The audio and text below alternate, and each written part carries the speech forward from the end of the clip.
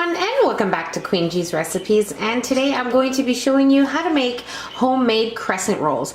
Now these are just like the crescent rolls you would buy from like Pillsbury, you know, the ready-made ones, except they're homemade and they're 100 times better. So simple to make, very few ingredients, and you're going to love them. They're buttery, flavorful, and just amazing.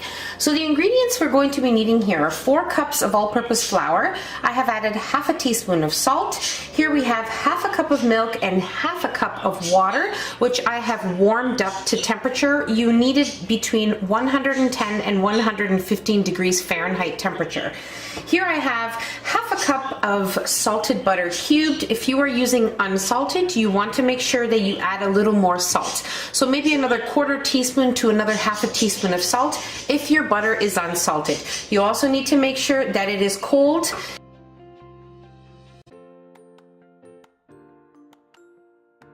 Okay, here we also have 1/4 cup of sugar, 2 whole eggs, and in here I have 1 tablespoon plus 1 teaspoon of active dry yeast, and I also have 1 teaspoon of sugar. So the yeast feeds off the sugar in order for it to rise, so that's super important. So I have already warmed up my liquid mixture here, and what we're going to do is just simply add it in. So add your yeast and sugar, and we're going to allow it to rise. You need to make sure that your milk and water are at the right temperature and that they're not too hot or too cold, because it won't allow the yeast to rise if it is. And you also need to make sure that your yeast is not expired. That's super important too, okay? Or else it won't rise. So we're going to set that aside, and we're going to move on to making our crescent rolls. Okay, so you're also going to be needing your dough hook on your machine, and also you can do this by hand, but the kneading will take a little bit longer and just be a little more difficult. But if you want to do it that way, that's totally fine. And now what I'm going to do is I'm going to add in all of our ingredients except for our butter. The butter will be last. Now you will also be needing some extra butter to place on your crescent rolls once they have been baked, and you're also going to need some extra flour once we have to knead out our dough a little bit, spread it out, and get the rolls ready. So you're going to need some extra flour and extra butter. So into our bowl here, we are going to add in our flour mixture, which is our flour and salt. Okay, our eggs, sugar, and our yeast, as you can see, looks great. So we are ready to place that in as well.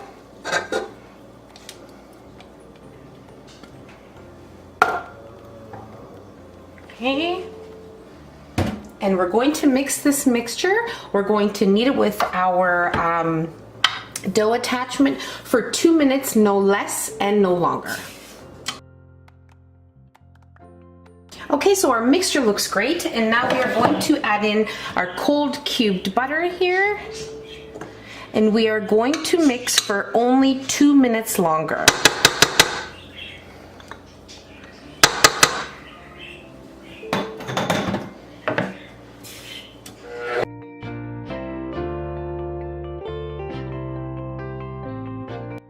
Okay, so our dough looks great, and it was mixing for exactly 2 minutes. You will see some specks of butter into our mixture, which is perfectly fine and perfectly normal, exactly how we want it. So now what I have here is a bowl that I have greased with some vegetable oil. And into this bowl, we are going to add in our dough, and we're going to cover it with some plastic wrap. Maybe place it in your microwave, make sure that it is turned off, or in your oven with it turned off as well. Anywhere where you don't have any breeze, and it will rise nicely. So now with my dough scraper, I'm going to place my dough into my greased bowl. Now it should take about an hour or so until your dough doubles in size. And that's exactly how you want it, so we can move on to the next step.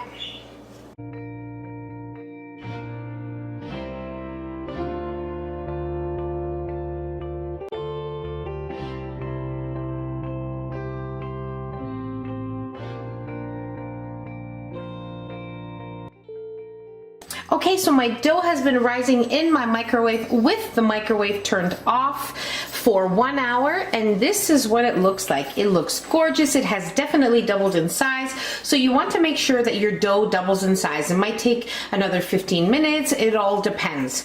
So nothing more than that. And I also have 2 baking sheets here, which I have lined with some parchment paper, so we can place our crescent rolls once we have rolled them.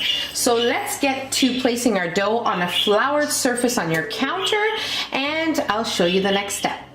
Okay, so I have generously floured my surface here, and that is super important. Now I'm going to place my dough on the floured surface, and I'm going to add some more flour on top of the dough.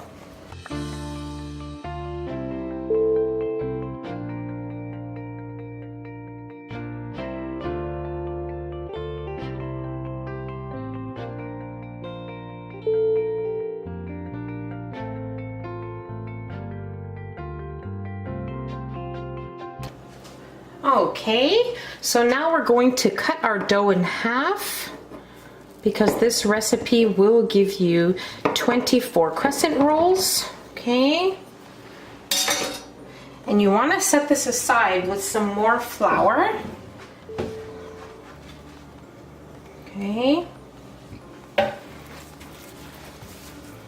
Okay, so we'll leave that here aside, and we'll work on this dough.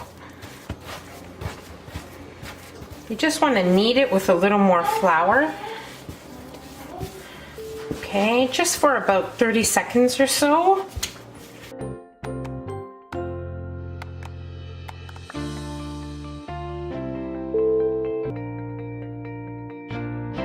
Okay, so you want about a 12-inch circle here, and if your circle isn't very perfect, that's totally fine, because it never really comes out truly perfect. So I'm just going to cut around the little edges here just to kind of make it more of a circle.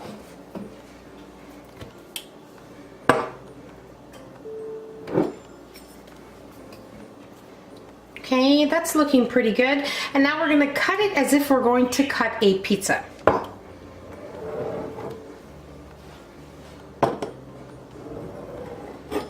And we're going to take each quarter here and cut it in 3.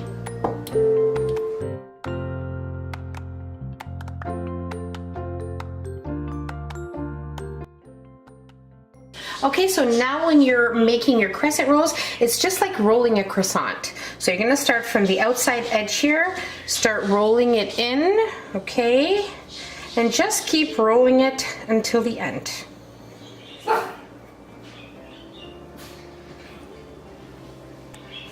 And now we're going to place our crescent rolls seam side down, just like this, on your prepared baking sheet with your parchment paper.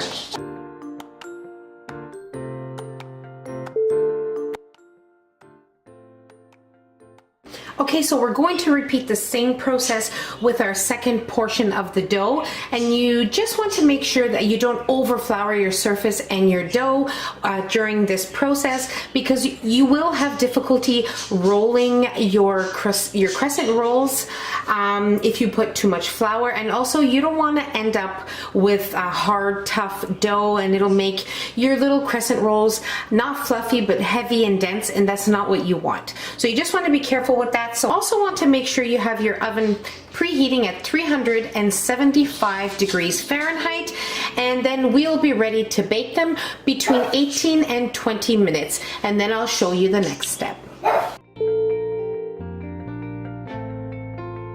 Okay, so my crescent rolls were in the oven for 20 minutes. Now I put both trays in at the same time. I put one on my top rack, one on my lower rack, and after 10 minutes I switched them and continued to bake them for the complete 20 minutes. So now, while they are nice and hot, I have 3 to 4 tablespoons of melted butter in here, and now we're just going to place this on top of our crescent rolls with our pastry brush.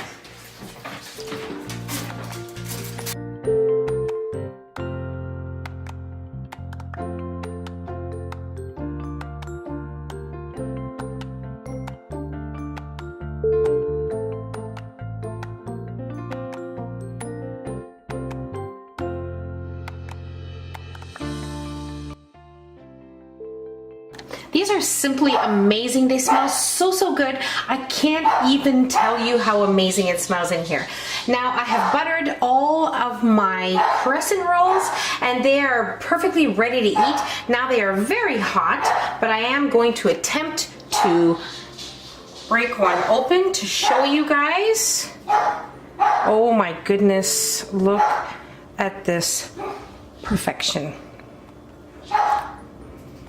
They are just wonderful. The bottoms are beautifully golden brown and they are just perfect. They are so perfect and buttery. They're just amazing. You really need to give these a try. Now you can most definitely double the recipe, half the recipe. You can do whatever you like and they will be perfection, I promise you. Now you can also use this recipe for any recipe that requires a crescent roll dough. Most definitely, there are many recipes out there that require this type of dough. So go ahead, try this recipe. You will love it. It's so easy to make, very few ingredients, and your family will thank you. So don't forget to give us a nice big thumbs up. Don't forget to subscribe if you haven't already and hit the notification bell so you will be notified every time I upload a new and delicious recipe. Share the video with your family and friends, and that's about it. So I'll see you in my next video. Take care. Bye everyone.